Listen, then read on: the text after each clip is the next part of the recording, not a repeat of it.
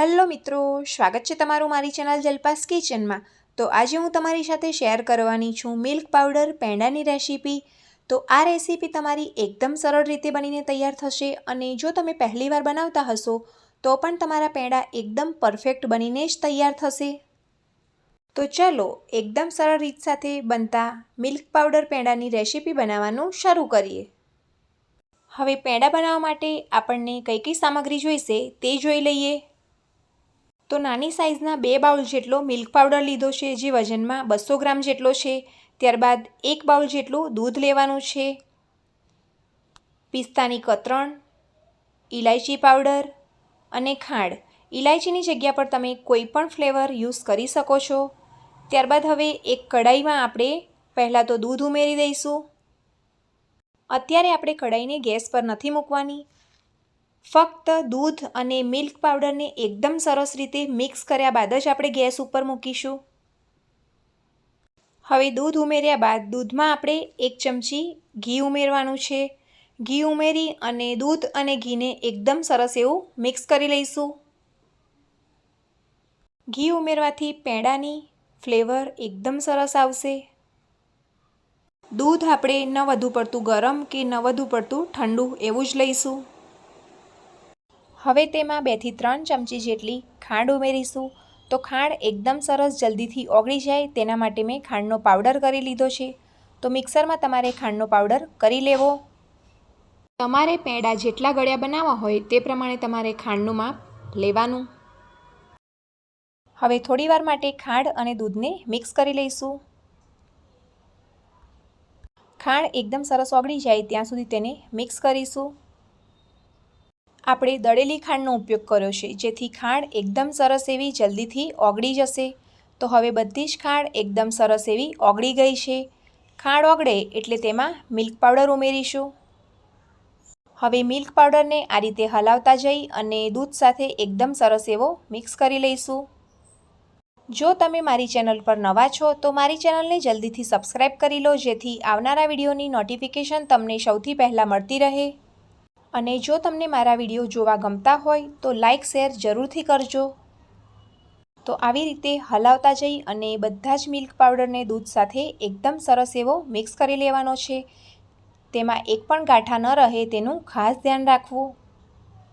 તો હવે તમે જોઈ શકો છો કે મિલ્ક પાવડર અને દૂધ એકદમ સરસ એવું મિક્સ થઈ ગયું છે। હવે કઢાઈને આપણે ગેસ ઉપર મૂકી અને બધા જ મિશ્રણને આપણે ઘટ્ટ થવા દેવાનું છે। હવે કઢાઈને ગેસ ઉપર મૂકીશું। તો ગેસની ફ્લેમ આપણે એકદમ સ્લો રાખવાની છે। જો તમે ગેસની ફ્લેમ ફાસ્ટ રાખશો તો મિલ્ક પાવડર તળિયે ચોંટી જશે, જેથી કરીને ગેસની ફ્લેમ આપણે એકદમ સ્લો રાખી અને આ રીતે આપણે હલાવતા જઈ અને જ્યાં સુધી મિશ્રણ ઘટ્ટ ન થાય ત્યાં સુધી તેને થવા દઈશું। તમે જોઈ શકો છો કે મિશ્રણ આપણું ધીરે ધીરે ઘટ્ટ થવા લાગશે। તો બસ આ રીતે આપણે સતત હલાવતા જઈ અને તેને થવા દેવાનું છે। જ્યારે પણ તમે પેંડા બનાવો ત્યારે નોનસ્ટિક કઢાઈ કાં તો જાડા તળિયાવાળી કઢાઈનો જ ઉપયોગ કરવો, જેથી મિશ્રણ આપણું તળિયે ચોંટી ન જાય।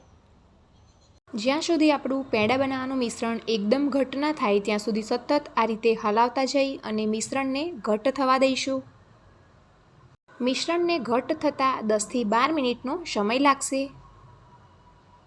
તો હવે તમે જોઈ શકો છો કે પહેલાં કરતાં મિશ્રણ થોડું ઘટ્ટ થવા લાગ્યું છે।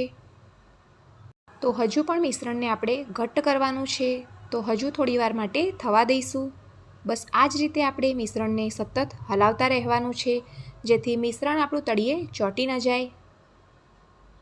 મિશ્રણ થોડું ઘટ્ટ થાય એટલે તમારે મિશ્રણમાં જે પણ પેંડામાં ફ્લેવર આપવી હોય તે ફ્લેવર તમે ઉમેરી શકો છો। અત્યારે હું ઇલાયચી ફ્લેવર આપવાની છું। આ સિવાય તમે કેસર કાં તો પછી કેવડાનું એસેન્સ નાખી શકો છો। અત્યારે મેં 1 ચમચી જેટલો ઇલાયચી પાવડર ઉમેર્યો છે। તો ઇલાયચી પાવડર ઉમેરી અને ફરીથી મિશ્રણને ઘટ્ટ થવા દઈશું। પેંડાનું મિશ્રણ સહેજ પણ નોનસ્ટિકમાં ચોંટે નહીં ત્યાં સુધી મિશ્રણને એકદમ થીક થવા દઈશું। તો બસ આ જ રીતે આપણે સતત હલાવતા જઈ અને મિશ્રણને ઘટ્ટ કરવાનું છે। મિશ્રણને ઘટ્ટ થવામાં મારે 10 મિનિટ જેટલો સમય લાગ્યો છે। તો 10 મિનિટ બાદ તમે જોઈ શકો છો કે મિશ્રણ એકદમ સરસ એવું ઘટ્ટ થઈ ગયું છે અને નોનસ્ટિકમાં સહેજ પણ ચોંટતું નથી. તો બસ આ જ રીતે આપણે મિશ્રણને એકદમ ઘટ્ટ કરી લેવાનું છે. આપણું મિશ્રણ જેમ જેમ ઠંડુ થશે તેમ તેમ વધારે ઘટ્ટ થશે, એટલે મિશ્રણ આપણું પરફેક્ટ બની ગયું છે. તો હવે ગેસની ફ્લેમ બંધ કરી અને મિશ્રણને આપણે થોડું ઠંડુ થવા દઈશું. મિશ્રણને કઢાઈમાં આ રીતે ફેલાવી અને 5 મિનિટ માટે ઠંડુ કરી લઈશું. હવે 5 મિનિટ બાદ તમે જોઈ શકો છો કે મિશ્રણ પહેલાં કરતાં ઠંડુ થઈ ગયું છે. તો બસ આ જ મિશ્રણને આપણે ફરી બીજા બાઉલમાં ઉમેરી લઈશું. મિશ્રણને બીજા બાઉલમાં ઉમેર્યા બાદ મિશ્રણ જો હજુ પણ ગરમ હોય તો ફરીથી તેને થોડી વાર માટે ઠંડુ કરી લેવું. આ મિલ્ક પાવડર પેંડા એટલા સરસ બનીને તૈયાર થશે કે એકવાર બનાવશો તો વારંવાર બનાવવાનું મન થશે, એટલા સરસ બનીને તૈયાર થાય છે. મિશ્રણ થોડું ગરમ છે એટલે તેને ફરીથી થોડીવાર માટે ઠંડુ થવા દઈશું. તો હવે મિશ્રણ એકદમ ઠંડુ થઈ ગયું છે. ત્યારબાદ હવે હાથમાં ઘી લગાવી અને બધા જ મિશ્રણને એકદમ સરસ એવું આ રીતે મસળી લઈશું, જેથી મિશ્રણ આપણું એકદમ સ્મૂથ થઈ જાય અને પેંડા એકદમ સરસ બનીને તૈયાર થાય.